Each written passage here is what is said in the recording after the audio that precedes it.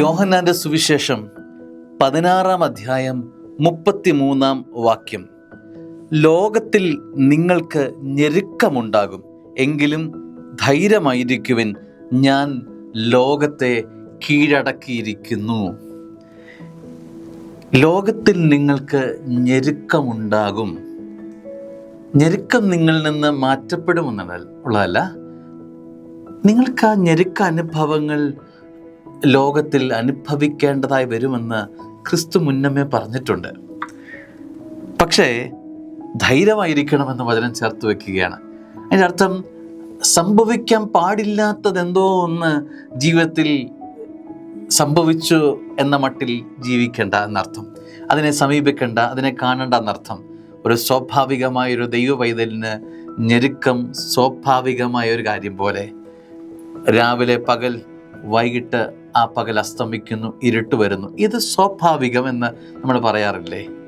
ആ സ്വാഭാവികം എന്ന് പറയുന്നത് പോലെ തന്നെ ഞെരുക്ക അനുഭവങ്ങൾ ക്രൈസ്തവന് സ്വാഭാവിക വിഷയമാണ്. അവിടെ അധൈര്യപ്പെടേണ്ടതില്ല, ധൈര്യം അവലംബിച്ച് നിൽക്കണമെന്ന് ക്രിസ്തു ഓർമ്മിപ്പിക്കുക. ഇതിൻ്റെ അർത്ഥം നമ്മുടെ ജീവിതത്തിൽ അസ്വാഭാവികമായ ഒന്നും നമ്മൾക്കൊരു ക്രൈസ്തവന് പ്രതീക്ഷിക്കാനില്ല. എല്ലാം ദൈവം ജീവിതത്തിൽ നൽകുന്നു. അത് സുഖമായിക്കൊള്ളട്ടെ, അത് സന്തോഷങ്ങളായിക്കൊള്ളട്ടെ, കയ്പനുഭവങ്ങളായിക്കൊള്ളട്ടെ. ഒരു പുൽക്കൂട് യാത്രയിലാണ് നാം. ഈ പുൽക്കൂടിൽ എത്രയോ ഞെരുക്കം തിരുക്കുടുംബത്തിന് അനുഭവിക്കേണ്ടതായി വന്നു.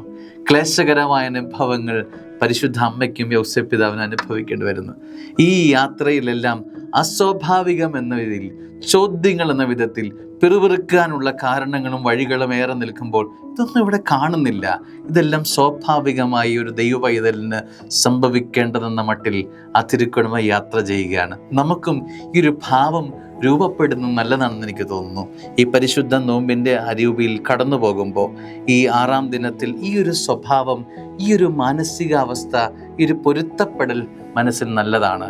ജീവിതത്തിൽ ഉണ്ടാകുന്ന എല്ലാ അനുഭവങ്ങളെയും തിരുക്കുടുംബം സ്വീകരിച്ചതുപോലെ അതേ സമഭാവനയോടെ, ഹൃദയത്തുറവിയോടെ നമുക്ക് സ്വീകരിക്കാൻ പറ്റുമെങ്കിൽ ഈ വചനം നമ്മുടെ ജീവിതത്തിനും അന്വർത്ഥമാകുന്നു എന്ന് ഉറപ്പിക്കാം.